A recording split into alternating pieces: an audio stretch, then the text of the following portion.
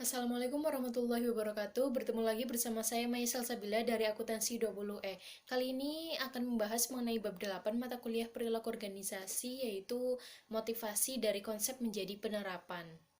Kita masuk ke yang pertama, ada model karakteristik pekerjaan. Suatu model yang mengusulkan bahwa suatu pekerjaan dapat digambarkan dalam 5 bentuk dimensi utama pekerjaan, yaitu ada keahlian yang bervariasi, identitas tugas, signifikansi tugas, kemandirian, dan umpan balik. Yang pertama ada keahlian yang bervariasi, yaitu keadaan yang mana suatu pekerjaan memerlukan aktivitas berbeda yang bervariasi.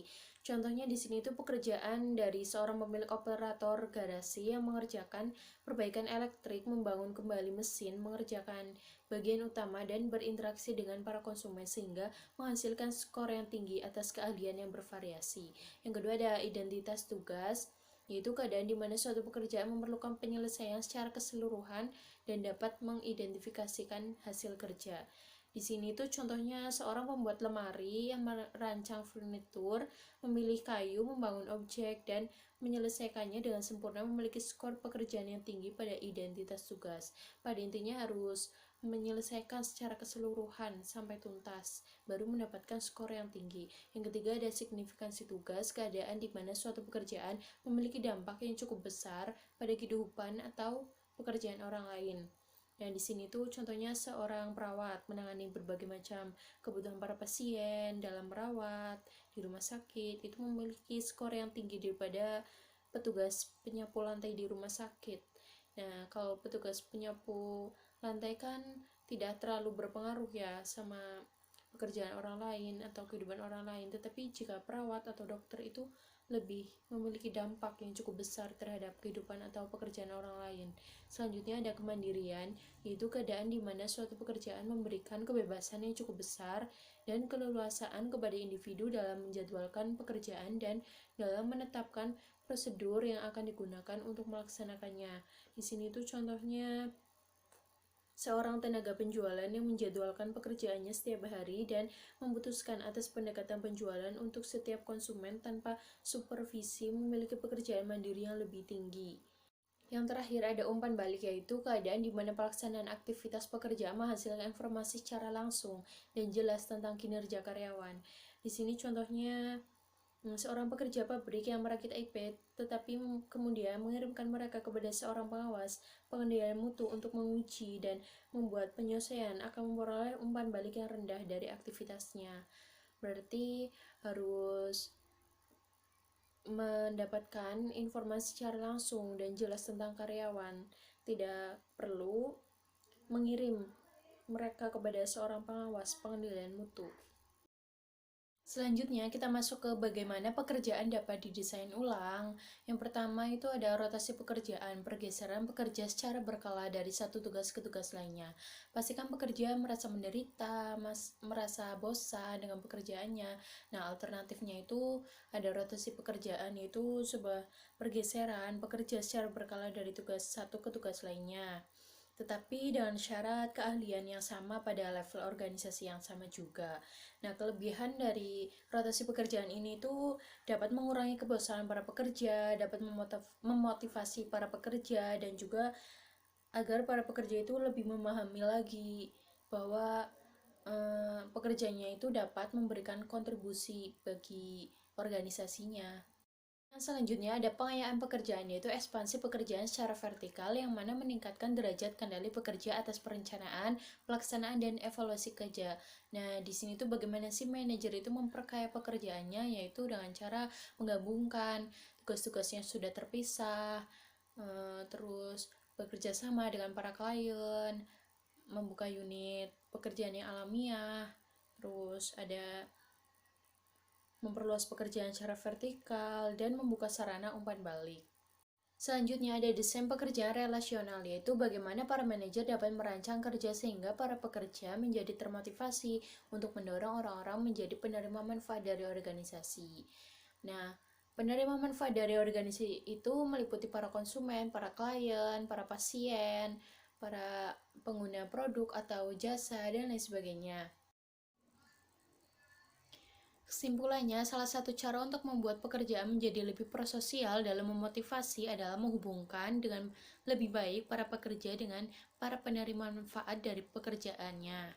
Contohnya, sebuah perusahaan memiliki produk yang sangat bermanfaat bagi masyarakat. Nah, di situ nanti dalam sebuah forum rapat atau diskusi itu atasan menceritakan bahwa produknya itu telah sangat berguna bagi masyarakat, bahwa produknya itu memiliki dampak yang cukup besar untuk masyarakat, agar para pekerja mengetahui seberapa besar pengaruh produknya terhadap masyarakat. Ada alternatif pengaturan kerja. Pertama ada flex time, yaitu jam kerja yang fleksibel. Yang kedua ada pembagian kerja, yaitu suatu pengaturan yang memungkinkan dua individu atau lebih untuk membagi pekerjaan yang memiliki jam kerja tradisional 40 jam dalam satu minggu. Yang ketiga ada pekerja jarak jauh, yaitu bekerja dari rumah sedikitnya 2 hari dalam satu minggu dengan menggunakan komputer yang terhubung dengan kantor perusahaan. Yang pertama ada flex time, yaitu jam kerja yang fleksibel. Jam kerja fleksibel itu jam kerja yang pas, yang sesuai aturan. Nah, itu dapat menurunkan ketidakhadiran, dapat menurunkan biaya lembur, menurunkan kemacetan di lalu lintas, menurunkan kemalasan para pekerja, dan dapat meningkatkan produktivitas para pekerja agar lebih merasakan kepuasan terhadap pekerjaannya. Yang kedua ada pembagian kerja, yaitu suatu pengaturan yang memungkinkan dua individu atau lebih untuk membagi pekerjaan yang memiliki jam kerja tradisional 40 jam dalam satu minggu. Sebagai contoh dari pembagian kerja di sini yaitu ada para insinyur Puncafer Julie Jevin dan Julie Rocco terlibat dalam program pembagian kerja yang memungkinkan bagi keduanya untuk menghabiskan waktu dengan keluarga mereka dan juga bekerja dengan waktu yang intensif merancang ulang. Umumnya, salah satu pasangan akan bekerja hingga larut siang dan malam, sementara yang lainnya bekerja hingga pagi hari. Mereka keduanya menyetujui bahwa program berjalan dan baik, meskipun dalam hubungan pekerjaan tersebut diperlukan sejumlah besar waktu dan persiapan. Selanjutnya yang ketiga ada bekerja jarak jauh atau bekerja dari rumah. Nah, kita itu kayak menggunakan komputer di rumah yang terhubung dalam kantor perusahaan. Nah, enaknya itu kita itu bisa memakai pakaian sesuai keinginan kita dan tidak usah pulang pergi ke kantor, tidak usah keluar rumah, dan meminimalisir juga gangguan dari para rekan kerja yang lain. Nah, pekerja jarak jauh ini itu paling sedikitnya dalam satu minggu itu ada 2 hari. Selanjutnya ada konteks sosial dan fisik dari kerja. Beberapa karakteristik sosial yang meningkatkan kinerja pekerja itu ada saling ketergantungan, dukungan sosial, dan interaksi dengan orang lain di luar pekerjaan. Saling ketergantungan itu ketergantungan dengan mood kita. Ketika mood kita baik, pasti kerja kita itu juga baik. Nah, kalau dukungan sosial itu memberikan para pekerja kesempatan yang lebih besar untuk memperoleh panduan mengenai kerja mereka. Yang ketiga ada interaksi dengan orang lain di luar pekerjaan itu maksudnya hubungan sosial yang konstruktif dapat menghasilkan umpan balik yang positif sebagaimana para pekerja saling membantu satu dengan yang lainnya dalam suatu lingkaran yang baik.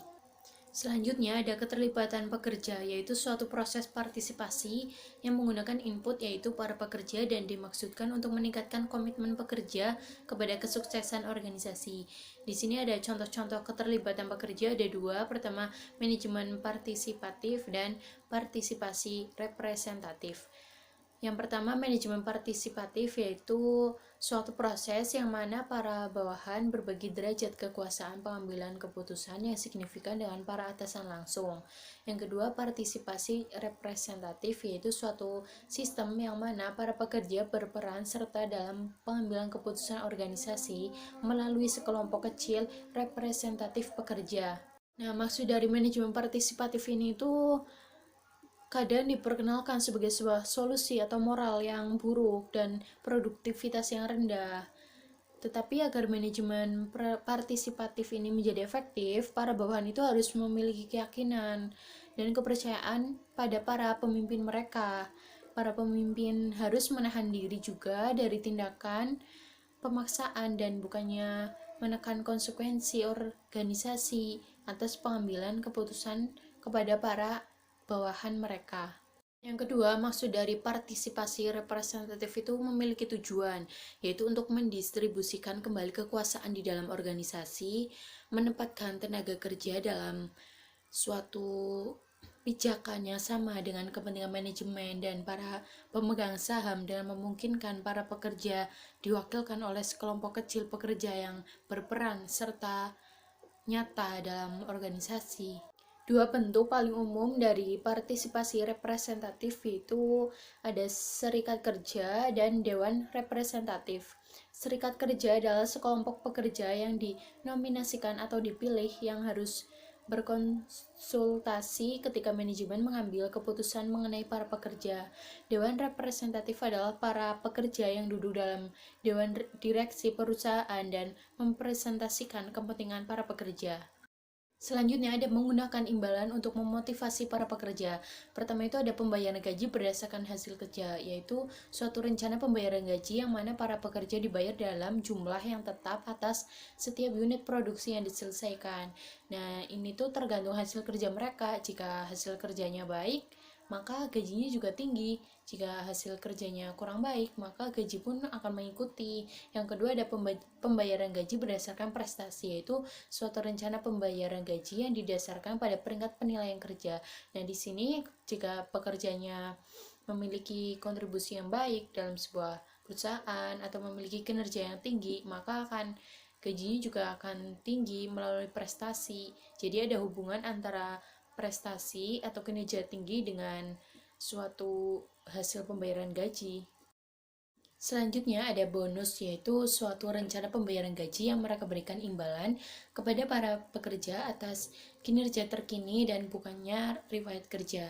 Jadi jika para pekerja diberikan bonus itu pasti akan meningkatkan motivasi kinerja mereka, karena mereka sadar bahwa jika bonusnya terlewatkan, tidak kita ambil, maka mereka merasa kecewa, mengapa kita tidak mengambil bonus itu. Nah, jadi itulah yang dapat memotivasi diri mereka semuanya agar kinerjanya dapat ditingkatkan atau memiliki kinerja yang bagus.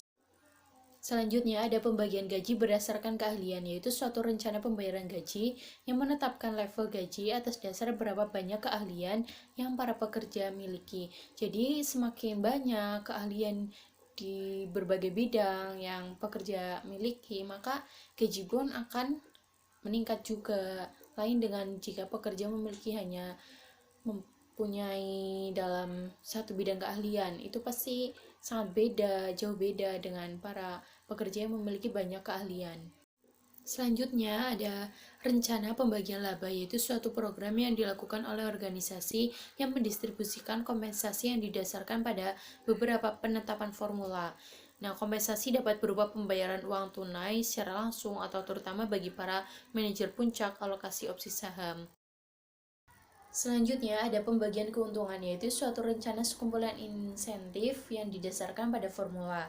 Nah, metode ini tuh paling terkenal di antara perusahaan-perusahaan manufaktur yang besar, meskipun beberapa organisasi pemeliharaan kesehatan telah bereksperimen dengan metode ini sebagai mekanisme penghematan biaya.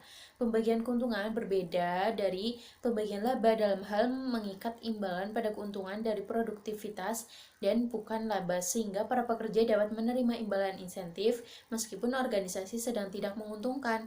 Oleh karena itu, manfaat bertambah bagi sekelompok pekerja, maka yang berprestasi tinggi akan menekan yang lebih rendah untuk bekerja lebih keras, meningkatkan kinerja kelompok secara keseluruhan. Pemilikan saham kerja, yaitu suatu rencana manfaat yang ditetapkan oleh perusahaan yang mana para pekerja memperoleh saham seringkali di bawah harga pasar sebagai bagian dari manfaat mereka. Dan yang terakhir ada evaluasi variabel gaji, yaitu apakah pembayaran gaji yang variabel akan meningkatkan motivasi dan produktivitas.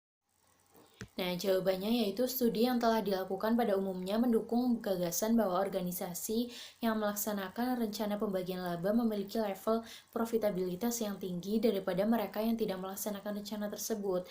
Rencana pembagian laba juga berkaitan dengan level komitmen afektif pekerja yang lebih tinggi, terutama dalam organisasi-organisasi kecil. Selanjutnya ada manfaat yang fleksibel mengembangkan suatu paket manfaat. Nah, pengertiannya yaitu memperlihatkan bagaimana manfaat yang fleksibel mengubah manfaat menjadi sebuah pendorong. Nah, manfaat yang fleksibel itu apa sih? Manfaat yang fleksibel itu mengindividualisasikan imbalan dengan memungkinkan setiap pekerja untuk memilih paket kompensasi yang sangat memuaskan kebutuhan dan situasi mereka saat ini. Dan yang terakhir ada imbalan intrinsik, yaitu program penghargaan pekerja.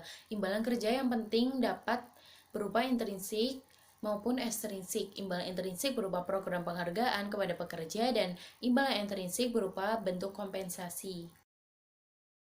Nah, contoh-contoh program penghargaan yang diberikan kepada pekerja itu seperti ucapan terima kasih yang dilakukan secara spontan dan secara pribadi hingga program formal yang dipublikasikan secara luas yang mana tipe perilaku tertentu didorong dan prosedur untuk memperoleh penghargaan diidentifikasikan dengan jelas. Sekian penjelasan materi mengenai bab 8 dari saya. Apabila banyak kesalahan penggunaan kata ataupun penyampaian materi yang kurang maksimal, mohon dimaafkan. Sekian, wassalamualaikum warahmatullahi wabarakatuh.